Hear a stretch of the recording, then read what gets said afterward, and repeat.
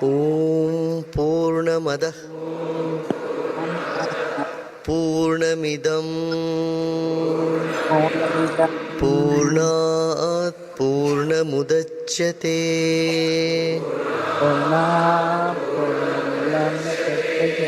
Purnasya Purnamadaya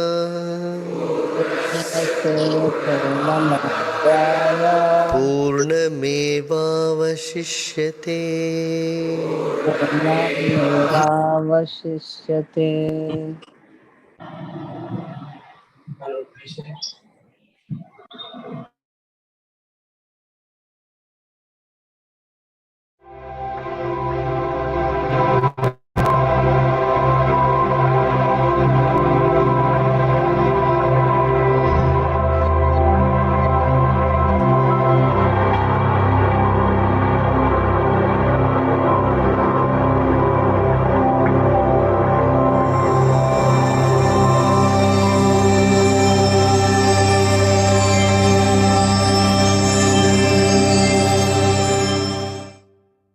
Om Purnamada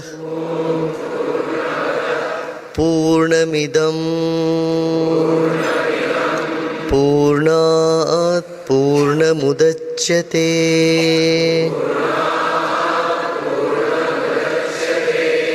Purnasya Purnamadaya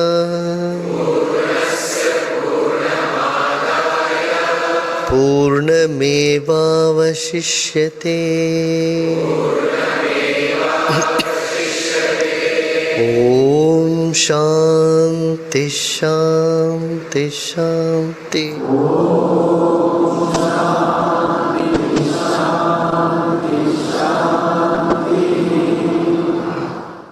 अनेजदेकं मनसो जवीयो नैनद्देवाप्नुवन् पूर्वमर्षत् तद्धावतोऽन्यानत्येततिष्ठत् तस्मिन्नपो मातरिश्वा दधाति. Sometimes you wonder how breath is automatically going in and coming out. You are making no effort for that. Even in sleep, the air goes in your lungs and comes out of it. Not just you, all the living beings in the planet. There is something that is creating the rhythm of life. What is that? Have you ever wondered about it?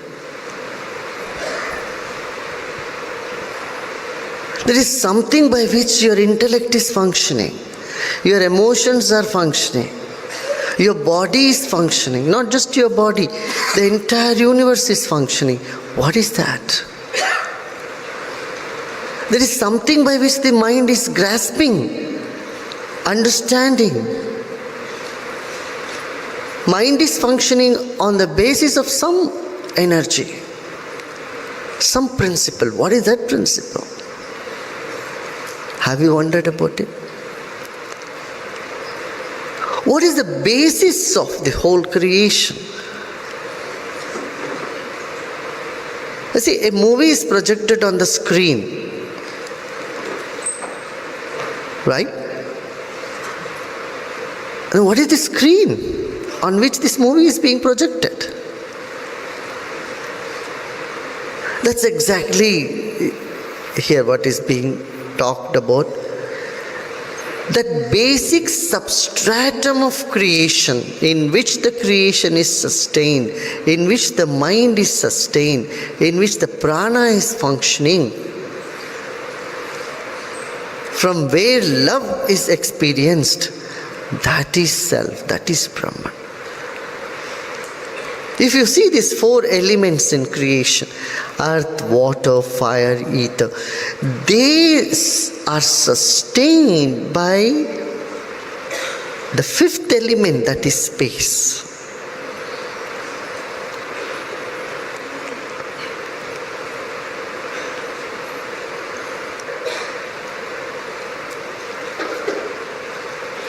A scientist had come here to the ashram, couple of years back.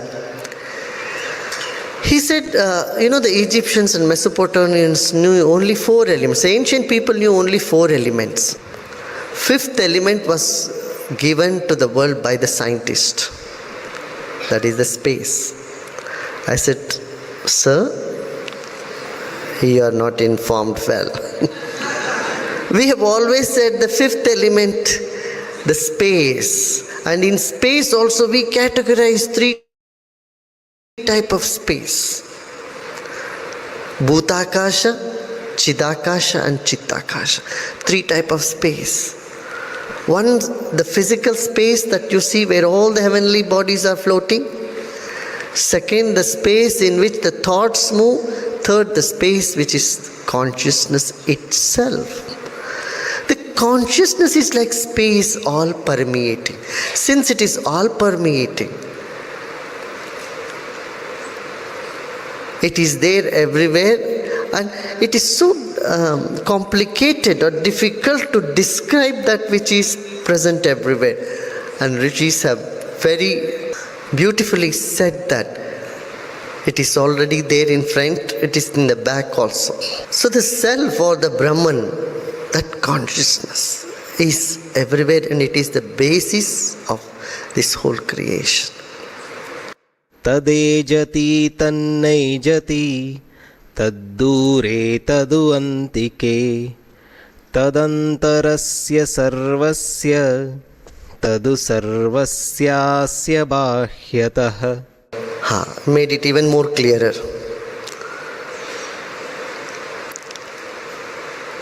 When you think it is everywhere, you have an idea of being stagnant. No, it is not stagnant. This space is lively. It's not a dead space.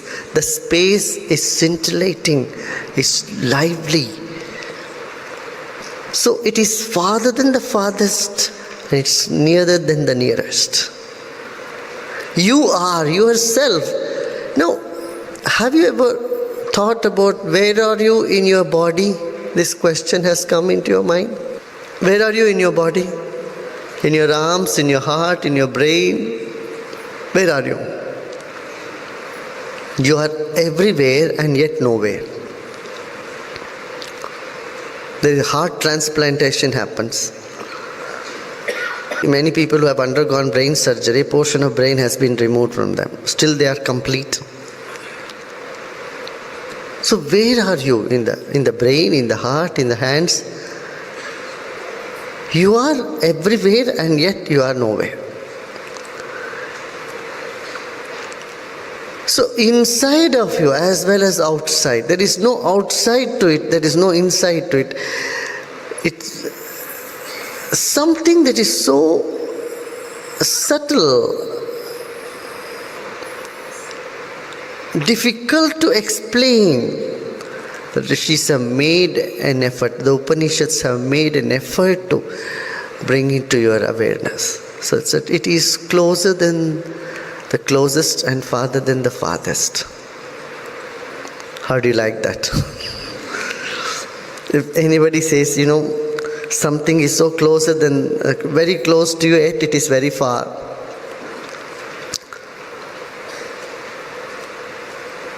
Our linear thinking mind says, hey, wait, what are you saying? What are you talking? How is it possible?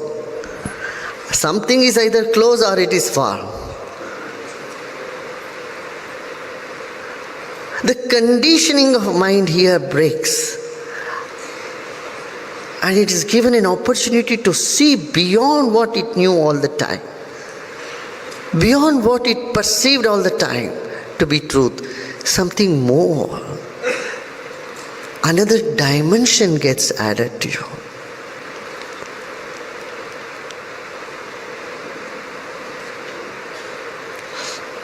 Yastu sarvani bhutani atmanyevanupashyati sarvabhuteshu chatmanam tato na vijugupsate. Actually, it's aversion.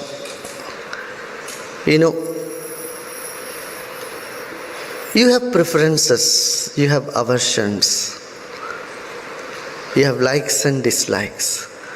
Likes and dislikes belongs to the ego. Now, ego is one layer above the being. A limited identity of likes and dislikes. When you recognize there is something that is much more basic to the existence, to life, and that is inside this body as well as in the other bodies as well. See, no one hates their own hands because it is my hand, you know. You don't hate your hand because you think it's your hand. And what keeps us separate, what keeps us apart is the ego complex. Again, don't think ego is bad. Ego is part of existence. It is there. But when your vision does not transcend the ego, you are caught up in cravings and aversions. Concepts, likes and dislikes. So your vision remains limited.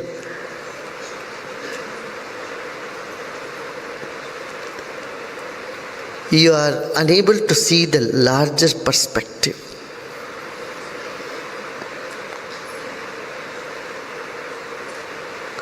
So, but one gets a glimpse of the space which is beyond ego, which is the same everywhere, and which is what you are. Then how can anyone hate or dislike anything? The aversion simply vanishes. When you realize all these bodies are just a wave of one huge life force, the whole planet is one organism, and every single body that you see on this planet, 7 billion bodies at one time, or just imagine, or the waves, 7 billion waves arising at one point of time. Then will one wave hate another wave? A portion of water here will dislike the portion of water there. A portion of air here dislike the portion of air in another part of the room. Impossible.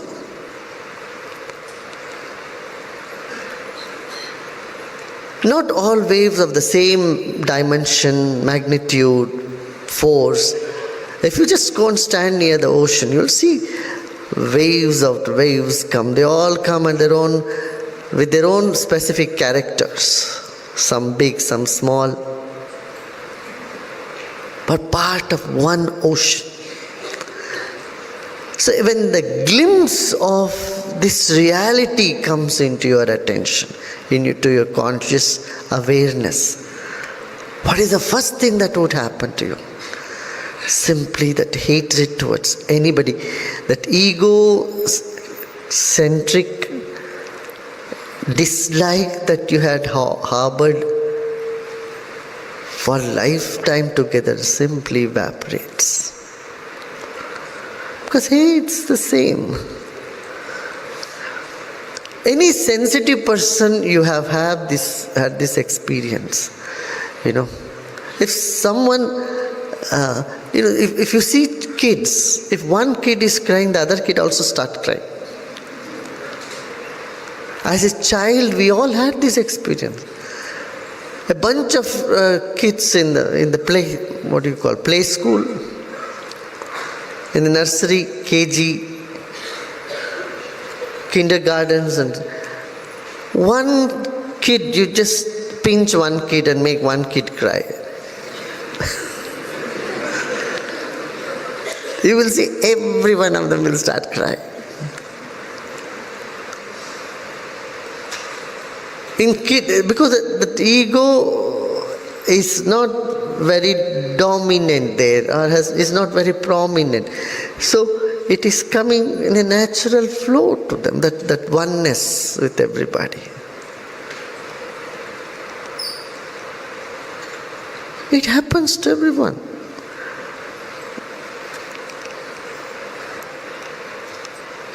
Any sensitive, sane person would feel the pain of others and the happiness of others too.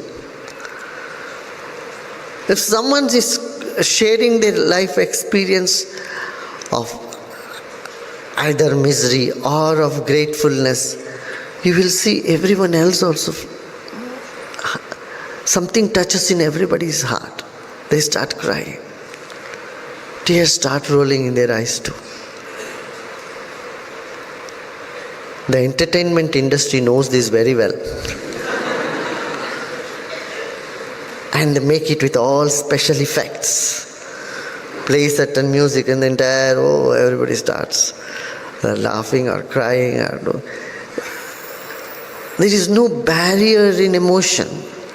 Similarly, there is no barrier when you step beyond the ego. See beyond the ego. I am here again telling you, don't have to dismiss the ego. Get rid of ego.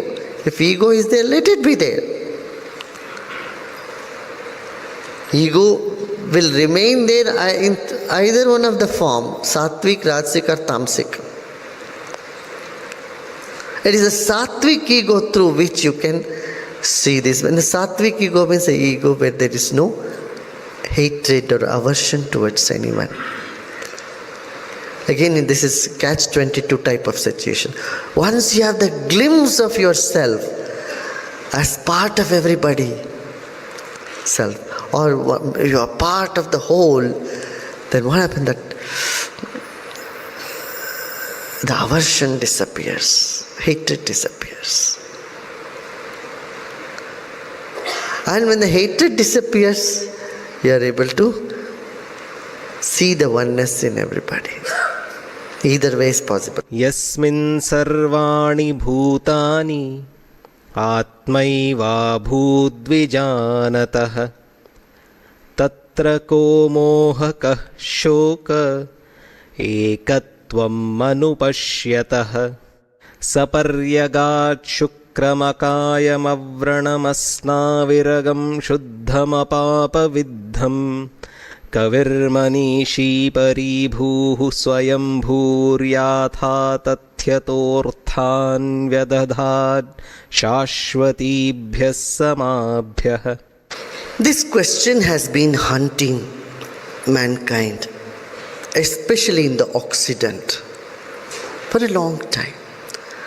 We say God is all permeating. If He is all permeating, why wrong things are happening?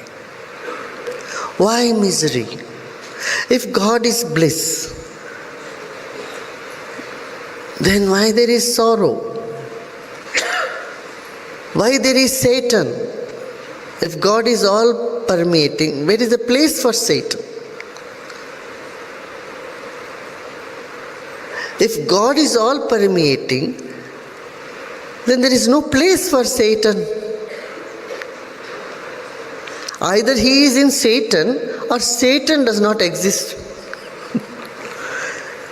If Satan exists, then God cannot be all permeating. You can say God permeates except in Satan.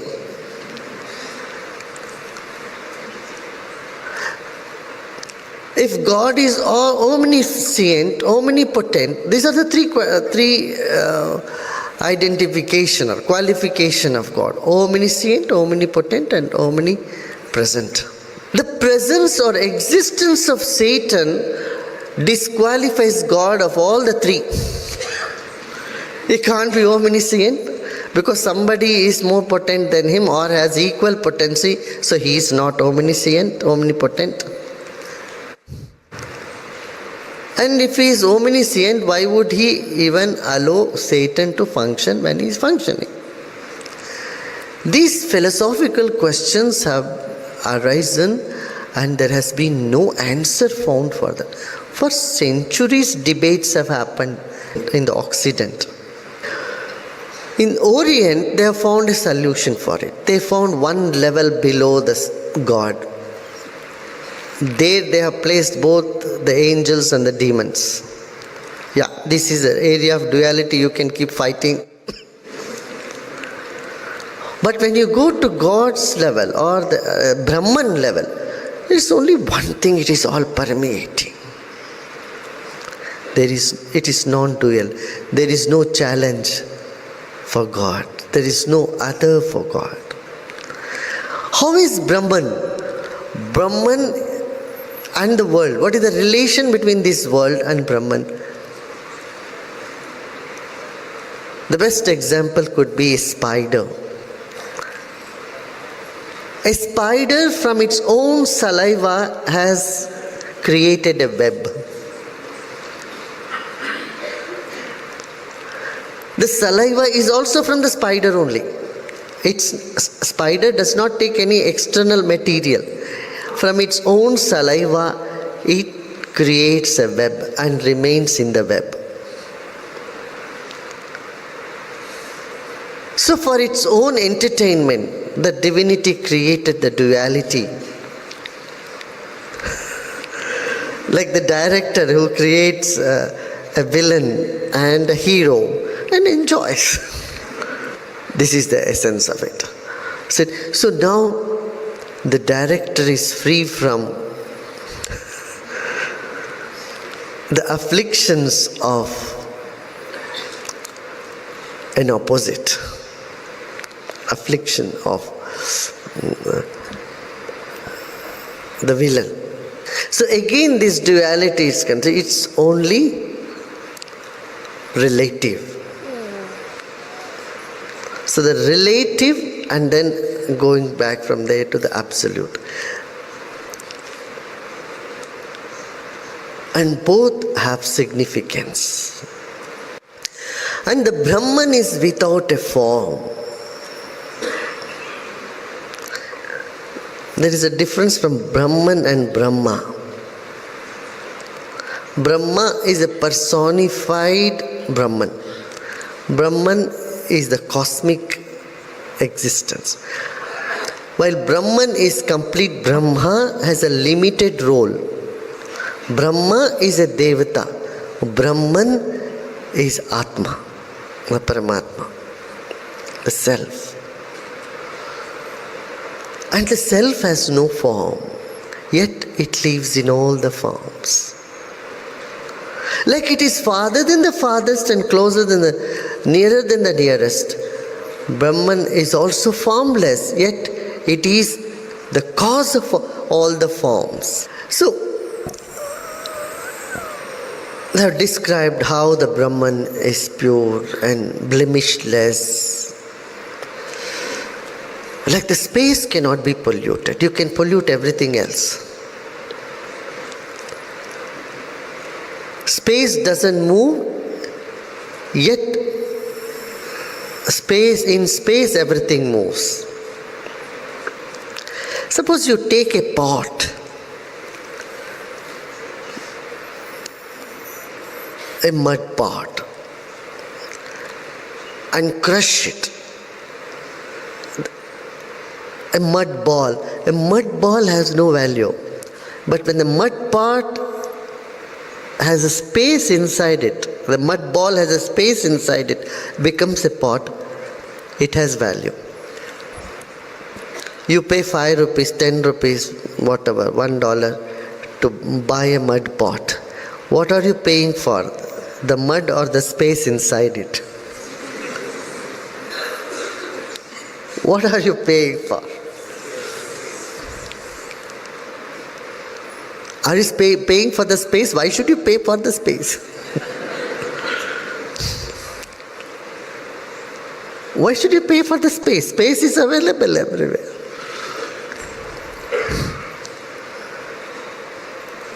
There you get the point. You know, when you move the mud part, does the space also move?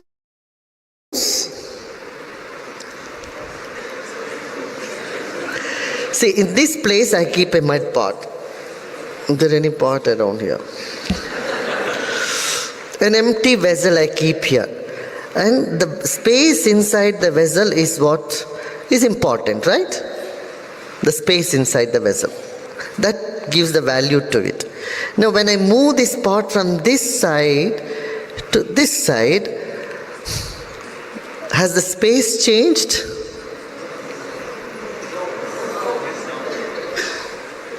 Yes.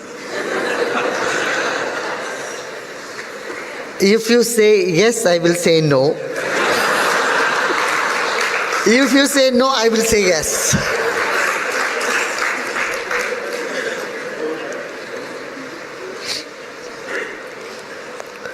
When you move this, the space is there, it's moving in the space. The space has changed, yes, and it has not changed.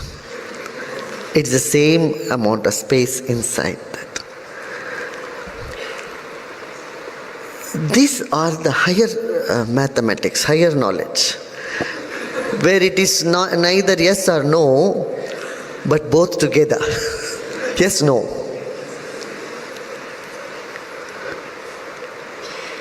If your paradigm shift has not happened to think in this direction, you cannot understand this. Because we are conditioned to think only yes or no, black or white.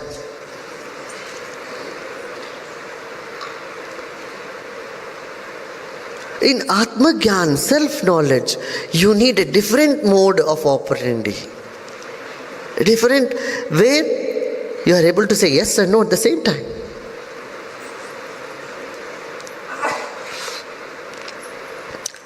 Because you are dwelling on a level which is beyond logic, beyond intellect, beyond ego.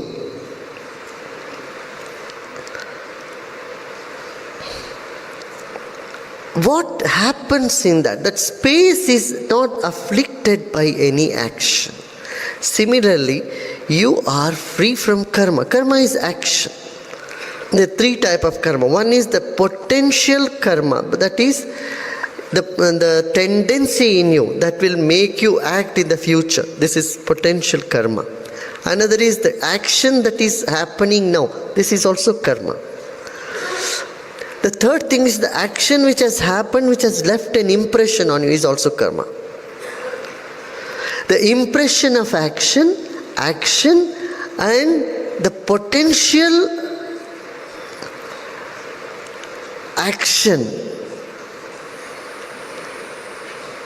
all three are called karma. Often people don't make this distinction. They get so caught up with this karma thing. Oh, karma. In India we say it's my karma, means so it's inevitable. I had to bear it, so they say this is my karma.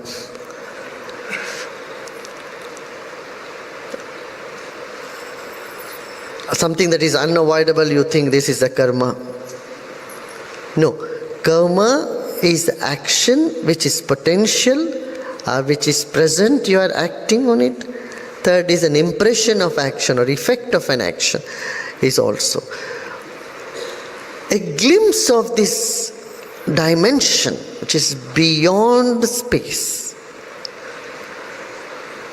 frees you from karma. And then this has come into your life sometime or other, this experience, wherein you are saying things which you didn't want to say, but you are watching what you are saying helplessly. How many of you have done this? You got upset, or you say things which you didn't want to say, but you kept saying it, right? How many of you? Please raise your hand. And sometime or other in your life you have experienced that you are watching, witnessing whatever is happening.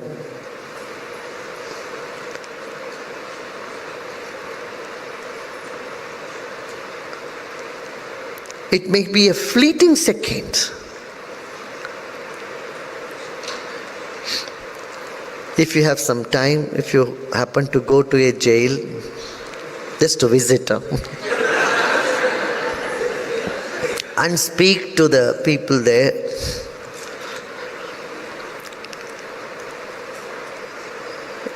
you will be amazed to find all of them say that we didn't do anything wrong. Once I was in the largest jail here in India, of course, to give a talk there. And I asked people there, how many of you have really committed any crime? Not one hand rose up. I looked to the jailer who was sitting next to me. They said they are all innocent. He said, that's what they all say. It is not true. He was telling me, it's not true. I told him, look, let us confess. Let us see what really you tell me if you have done some crime. How many of you done the crime? Nobody. They all claim to be innocent. This is true because the Atman, the self, always feels it is innocent. It is unafflicted by the crime. It's not the doer. And the self inside you always feels that you are young. Especially people by 50s and 60s, you feel children have grown up, but I'm quite young. Yeah, what do you mean? Nobody feels that they're grown old. Why? The self does not age. Self is pure. That's why even the worst criminal will say, it just happened. I didn't know how it happened. Whatever happened, happened. I was not in control. The moment you become aware, you know you are not the doer. Whether it is a good act or the worst act. People who have done extremely well in sports and have won all, or music, Grammy awards or great awards in the world, you ask them, did you really do? They give you a blank stare. They say, no, well, I don't know. It all happened. Many times they themselves are more amused or amazed. What happened? What nice good things have happened through them. The field of action has its own laws, own set of laws. But the existence of self, which is the summum bonum of a creation, has its own separate dimension. And Upanishads are giving a peep into this dimension of existence. They're giving you a glimpse into this marvelous, unfathomable, indescribable aspect of creation. But both are essential. Next, it's going to come in the next one. Andham tamah pravishanti ye avidyamupasate tato bhuya ivate tamo yau vidyaya gumratah. To simplify this, to understand this in today's language, I would bring you back to quantum mechanics. Quantum mechanics and classical chemistry. Both are essential. If you are stuck in classical chemistry, periodic table, you are too limited. You have no idea what's happening. If you are only thinking about quantum mechanics, you can't exist, you can't live in this planet. From the quantum mechanic view, everything is the same. Whether stone or a handful of grain is the same. From the quantum mechanics eye, the table, chair and the door, everything is the same. So here it says, if you are in avidya, avidya is all these sciences that we have. Everything about the body, everything about the nature, everything about the creation, all the intricacies here in this planet, in this dimension of life. Food, nutrition, all this comes, all the Vedas comes under avidya, especially the Vedas which deal with the material science. These are all avidyas. And then there is vidya, that is knowledge of the self, the more subtle,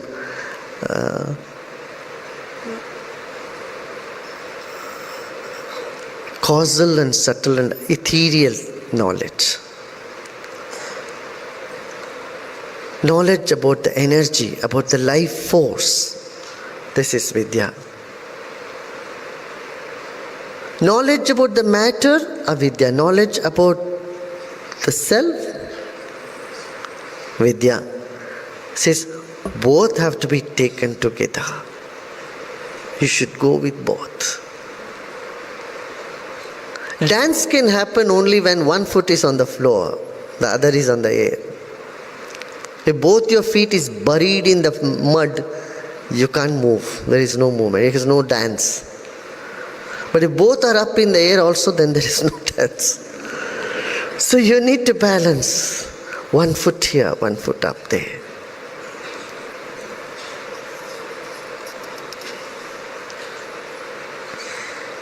So andhatama pravishyanti. Blind man walk into the darkness if he catches hold of any one of it. The gross material universe is governed by the subtle forces, and the subtle forces are called devas. As I said yesterday, the microcosm and macrocosm is connected.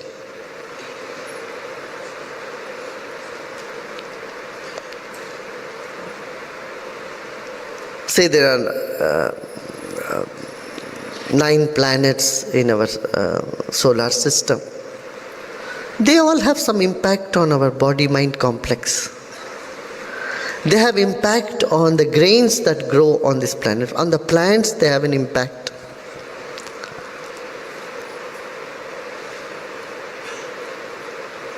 So, the ancient people had a science of tracking the connection.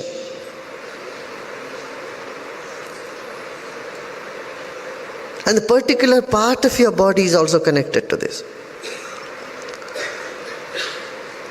Like the ancient people said, your liver is connected to Mars, planet Mars, and it is connected to the chickpeas. Similarly, rice is connected to ice and the sun. Sesame seed and teeth, crow and Saturn are connected.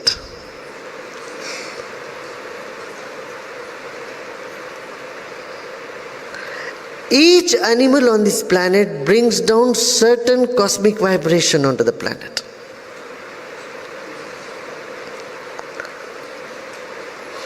So the divine forces, they always said a vahana, the carrier. The divine is carried, the divine forces. Devas are being carried into the planet Earth by certain specific things. Remember, Devas are not Brahman. Devas are particular energy patterns in the universe. Like sunlight, when it passes through a prism, it gives the 7 colors. Each color has a definite function. And that's how this world is colorful, because every element absorbs all other colors except one color. If something is appearing green, this is absorbing all other colors except green, so it is reflecting the green color. If this phenomenon is not happening in the planet, we would be living in a black and white universe. It's like the black and white movies of olden days. What, Charlie Chaplin? I Love Lucy. You have this movie, black and white. There's no color coming into its dimension. The color is because that is the Deva. If you can compare the white light for Paramatma or the self, there are specific aspects of this self and specific signs for it. Like take you, for example, your own body. You need a doctor for ENT, you need a doctor for heart, cardiac surgeon is different from neurologist, neurologist is different from urologist, urologist is different from orthopedic. So you have different doctors to attend to one single body. Similarly, these are the Devas perhaps. Devatas are for definite parts of the body. When the Vedic Rudrabhishekas are done, that's what one does. You invoke different Devas in different parts of the body.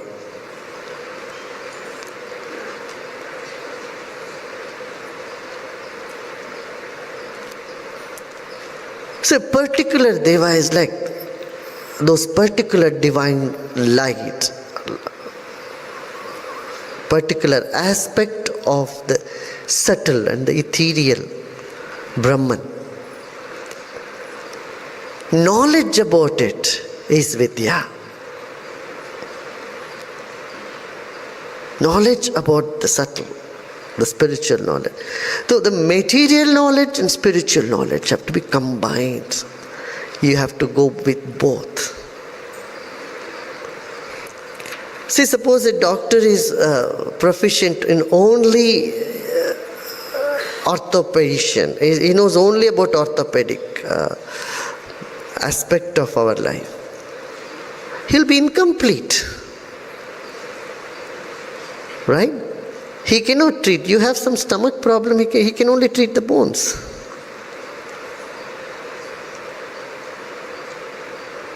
So you need that complete picture of both the subtle and the gross. Those who are engaged in studying the gross are incomplete, and those who ignore the gross and are only stuck in the subtle are also incomplete. You need a good mix match of both this, and this is what they say. Yeah, we'll go to next. Anyadevahur vidyaya anyadahur avidyaya iti shushrumadhiranam yenastadvicha chakshire. Yes, this is obvious. You know, a dietitian will say what you need. He looks at you and say, okay, you need these things. You know, you need to take more protein, or you have to cut down on carbs, or you have to take more carbs, reduce fat. So they give you this knowledge. This is a very subtle knowledge. In the similar way, in the consciousness, in the realm of consciousness, there are definite forces, and they are called the Devas. And how many Devas are there? 33 crores. What is 33 crores in millions? 330 million. I don't know who counted it. Whether the counting is correct or not, maybe there must have been some addition to it also now. So there's so many different types of Devas are present in the consciousness. In the Brahman, all these particular Devas have definite role to play in protection of the universe. As I said, each animal carries some rays along with them, biodynamic rays, biomagnetic rays with them. And so the Devas these are the carriers, vahanas of the Devas. A particular type of energy, biodynamic energy, is brought into this universe by peacock, by lion, by every other species. Every single species is connected to a Devas. You know what the anthropologists say, what the doctors, what the scientists say today? Even if one species become extinct from this creation, there will be total imbalance and chaos in the whole creation. The creation cannot sustain itself. They may reduce in numbers, but they cannot totally get extinguished because the creation will dissolve and new creation will have to happen. For the current creation to exist, you know about the string theory? This is related to the string theory. String theory in physics. A butterfly, a mosquito, a rabbit, a rat are all part of this creation. Even if any one of these species become totally extinct, this creation will dissolve that very day. They may get reduced in number, they cannot be totally be eliminated from the creation. So they are part of this creation. This is what is all the science of the Devas, the subtle science. So they found out, like if you have a particular problem and how you have to correct that particular muscle in your body. Osteopathies know. Osteopathy, they manipulate a particular muscle or tissue or bone so that, you feel normal, you feel better. And Devas are there to bring you comfort. The job is to provide comfort in this gross creation. The gross creation is ruled, managed by the subtle one, and the subtle energy is what is called Devas. Vidyam cha yastadvedo bhayagum saha avidyaya mrityum tirtva vidyaya mritamashnuте. Work on the subtle and work on the gross. Consciousness is everything. But knowing that consciousness is everything, you can't eat everything. But for your physical well-being, you have to be very discreet in what you should eat, what you should not eat. What is good for the body, what is not good for the body. You can't say, anyway, see, all this is Brahman, all is consciousness, it's all me only, this is also part of me. Let me eat anything what I want. It doesn't work that way. Right? So that discrimination, unfortunately, this Advaita knowledge has been misunderstood and misused by many people. You will see people matted here, just lying down anywhere and say everything is same and all is Brahman. And good, but you have not understood the very basics. They don't bother to clean or cut their nails or all is Brahman, what is there to do? Anyway, we are going to die one day. In the name of Advaita, they are torturing one's body. If you go to Kumbh Mela, you'll see people putting fire all over, fire in their hand, everywhere, sitting, doing tapas. Upanishads does not agree with those sort of things. The scriptures do not give sanction to such practices. Someone said he's a very great saint. What does he do? He's standing in one leg for last 30 years. So what did he get by standing in one leg for so long?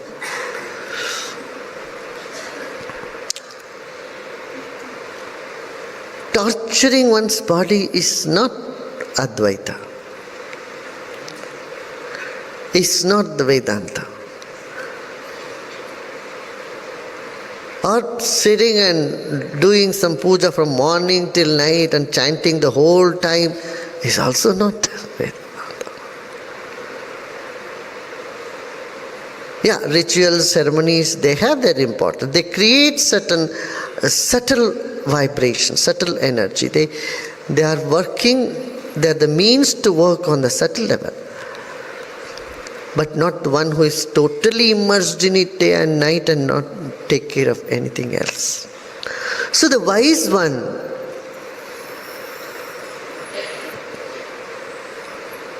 marches in life, crosses the ocean of death by avidya and attains immortality through vidya. Gurudev, we live life with desires to gain something, either material pleasures or spiritual solace. But once we attain the divinity, Upanishad tells us to live for 100 years. Is it not a punishment to live life without getting anything in return? You are just looking at one dimension of getting. You think joy is only in getting. I've made it very clear yesterday. There is a joy in contributing, in giving. Live life for others who need you. Okay, for some, to some time in life, get, but afterwards start giving also. When you are a student, your whole focus is getting your qualification. But what is the point if you are just trying to qualify yourself to the age of 80? You are going to one school after another school after another school and studying and studying. What use? How you have put to use all that you have studied? Somewhere you have to put to use. Similarly, you acquire for some time. After you have acquired enough, now you start disseminating it. Dear Guruji, yesterday you talked about giving versus wanting. We from childhood have been surrounded with examples of wanting more money, more time, more knowledge. We are also taught to constantly ask God for things in our prayers. I am tired of this asking. How can I come out of this state of wanting? You have already done it. When you say, I'm tired of asking, relax. Even without asking, you are being given. You will get it. That's it. You will ask only when you are not so confident that you will get it.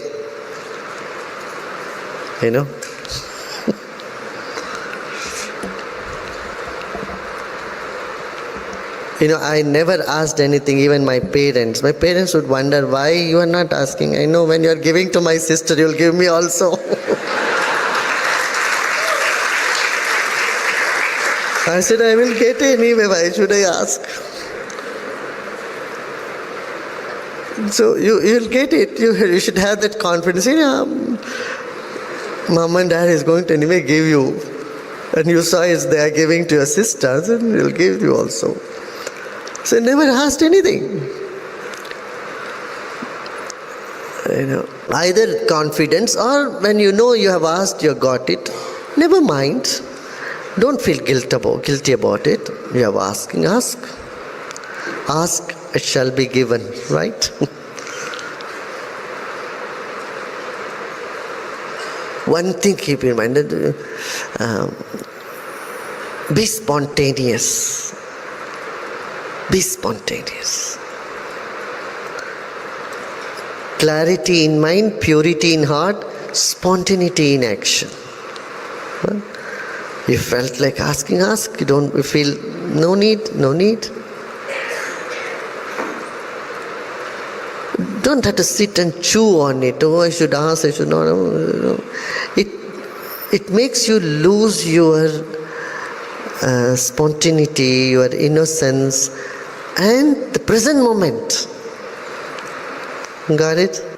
Gurudev, you had mentioned yesterday about darshan shakti.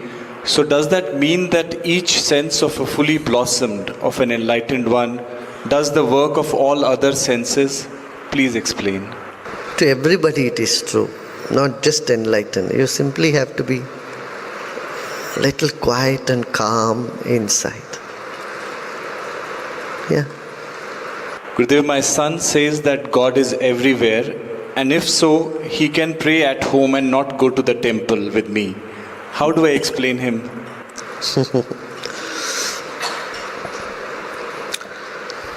Yeah. You should use your logic and how you want to explain. Though air is everywhere, near the fan you can feel it more. That could be one example. These temples are not just, don't take it only as a place where God is there.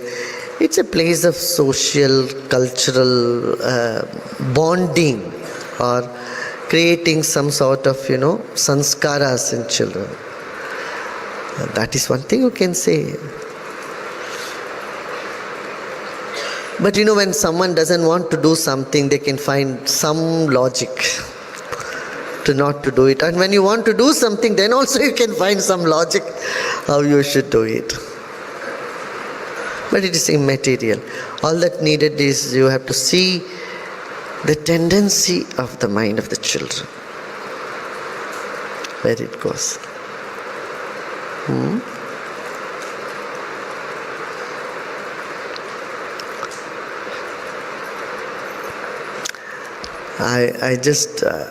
I heard that once it so happened, a professor asked Swami Vivekananda, he asked in the classroom, suppose in the street you find a book of philosophy and some money, what you would take? The Swami Vivekananda said, I will take money. And he said, what? Yeah, you only take what you don't have. Because the professor said, no, look, I would take up the philosophy book. He said, the book of wisdom. He says, you only take what you don't have.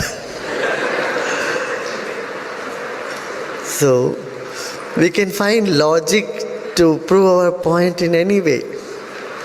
And the same professor who was so irritated with Swami Vivekananda, because the way he dresses, the way he was, Swami Vivekananda went and sat in the same table in the restaurant when he was having some food. Then the professor said to him, look, a pig and a bird cannot sit on the same place and have food. Then Swami Vivekananda said, yes, I can fly away anytime.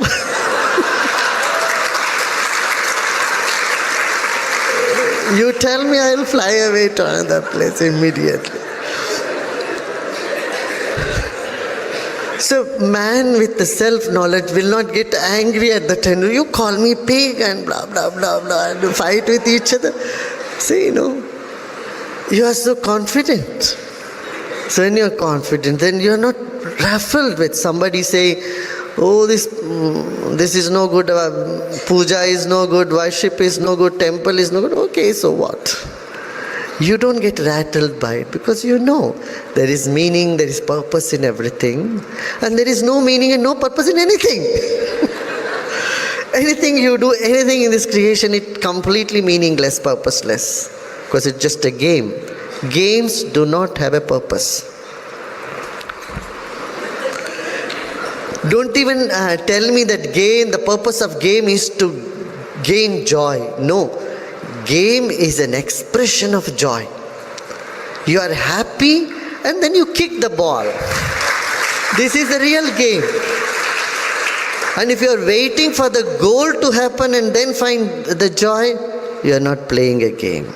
Because the whole play time, since you make a goal, since you make the ball enter into the net, you are not enjoying. You are not expressing life.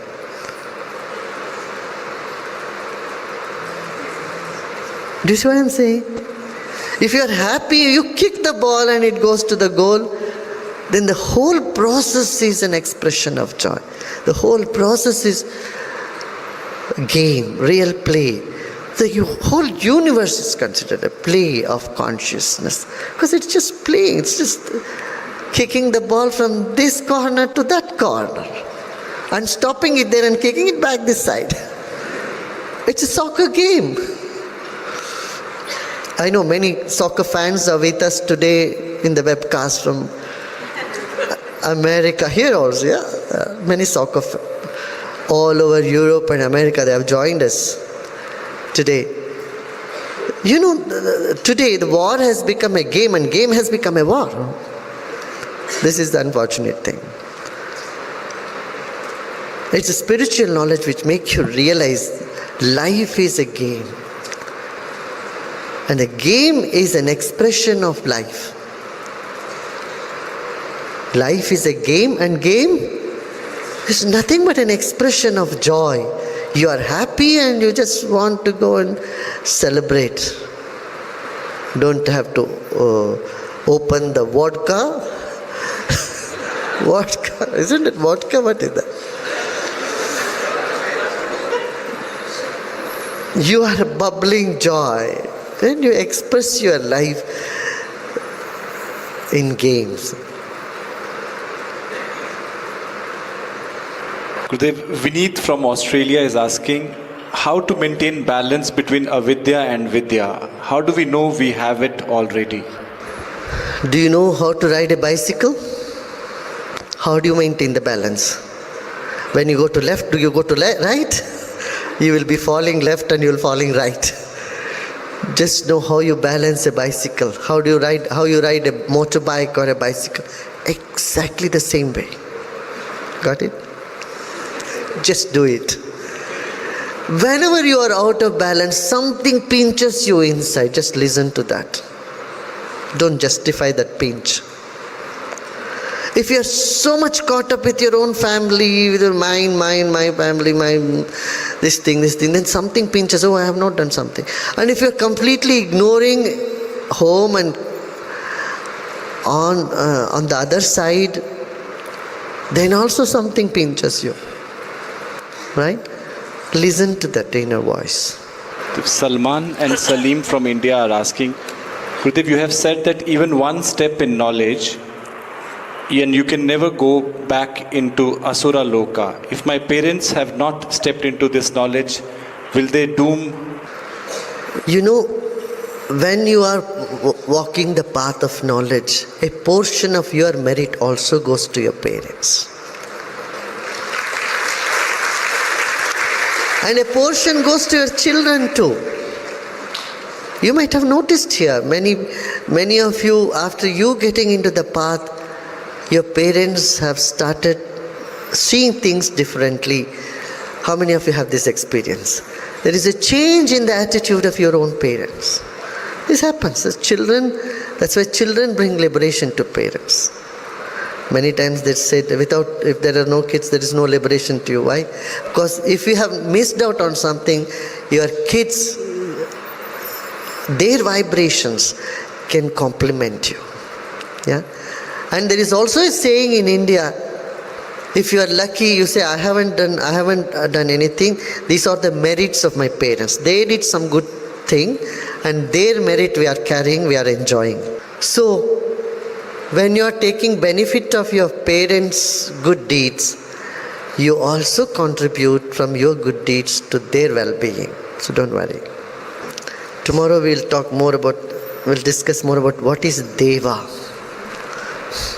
Yeah? The dimension of Deva.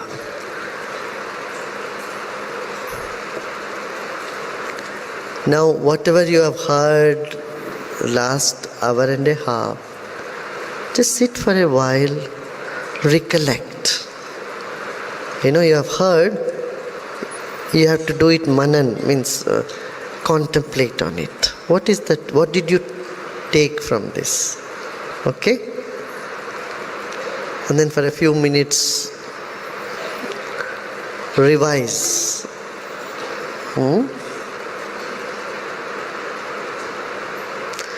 Om Purnamada Purnamidam Purnahat Purnamudachyate Purnasya Purnamadaya Purnamevavashishyate. Om Shanti Shanti Shanti.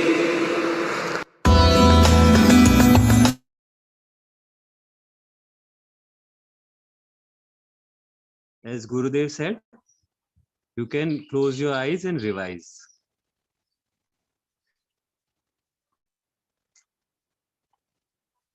Wonder how breath works. Who gives the rhythm of life, the entire universe, who works it? What is the principle? What is the basis of this whole creation? Contemplate, ask this question to the self.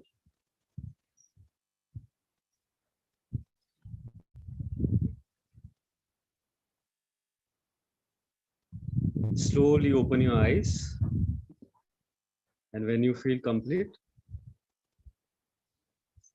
okay, we'll do a revision. You can turn on your cameras. A short revision, not even 2 minutes. Okay.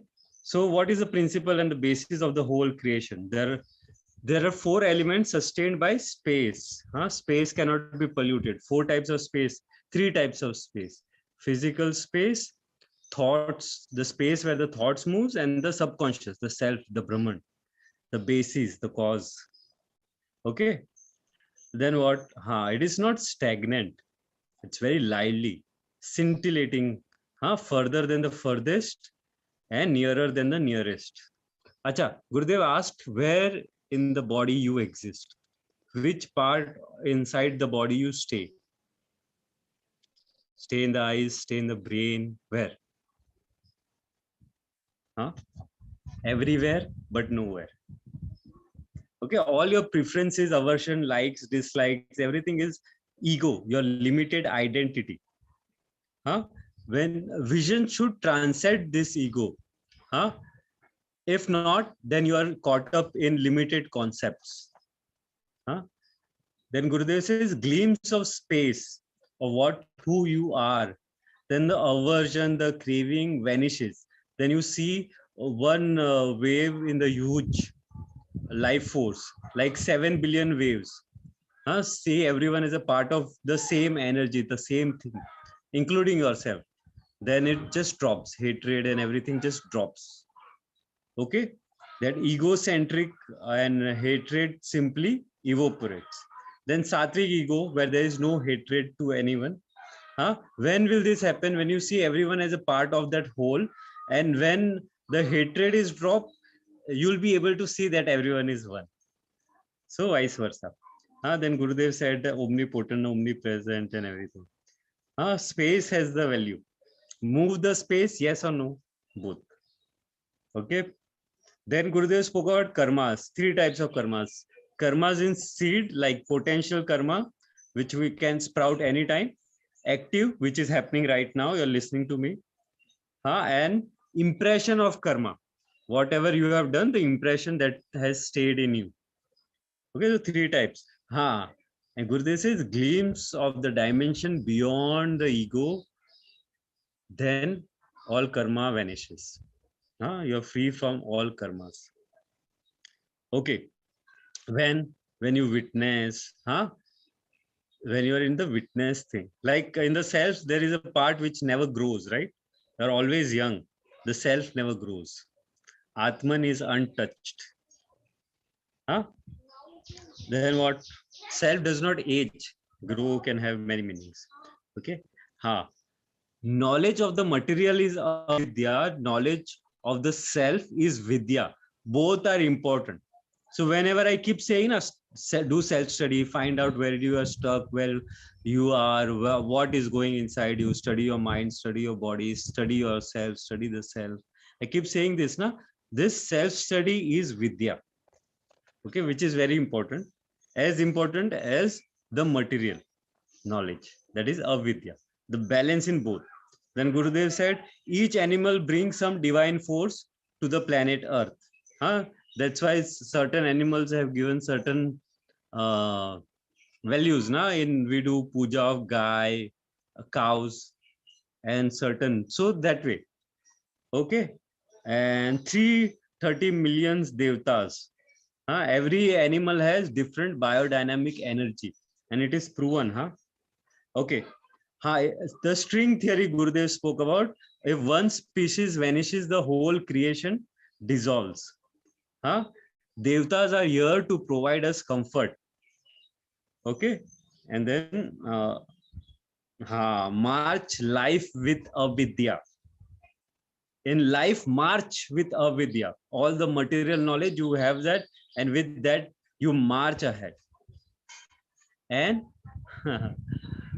you attain immortality with vidya. So both very good, both important.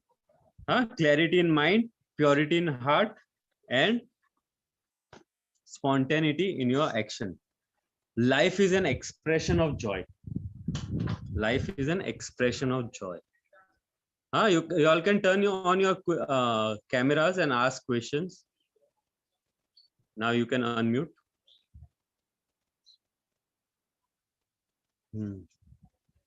Hi, Gaijeng. See, if you're not doing self-study, now questions will never come. And questions, if the questions are not coming, then that is an indication that the self-study is missing.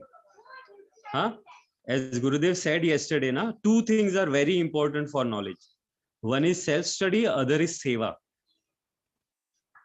If you're not doing both of this, then sitting in the knowledge may be waste of time and energy. It is not, because there is some blessing coming with it. But you have to be active.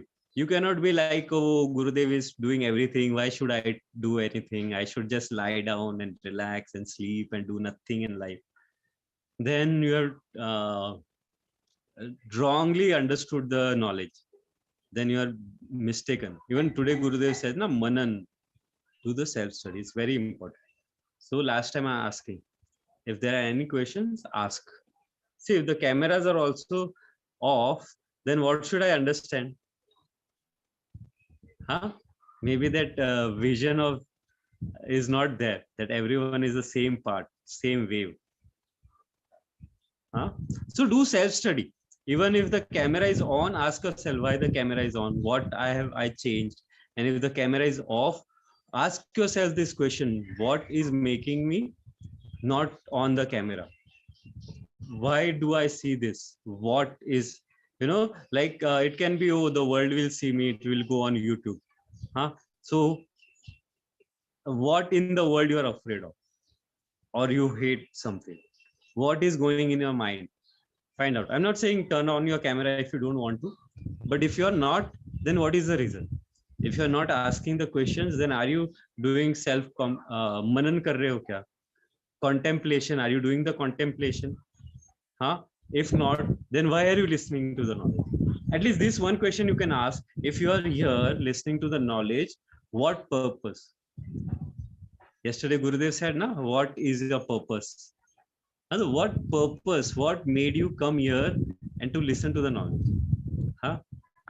In school we go for knowledge. Why? Because the parents forces us, and then because our friends are in that college or school.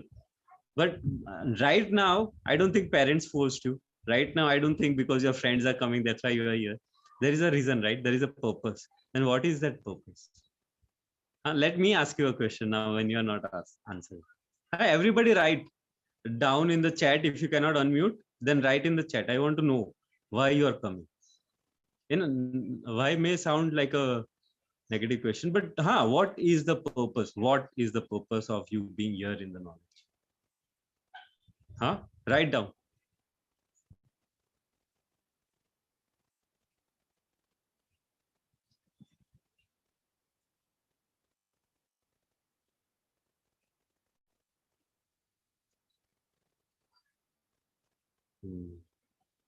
Maybe everyone is sleeping now. Doesn't matter. We'll meet tomorrow. Jai Gurudev.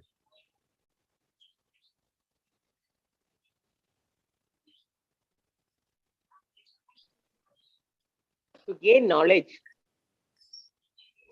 Who said that? Annapurni. Annapurni ji, you took a lot of time to gather courage to unmute yourself. The internet is not okay today. Internet. There was no internet for some time. Acha, there can always be technical issues. Yeah. Yes. No problem. Okay, to gain knowledge. But why? What will knowledge help you in? What is the purpose of knowledge?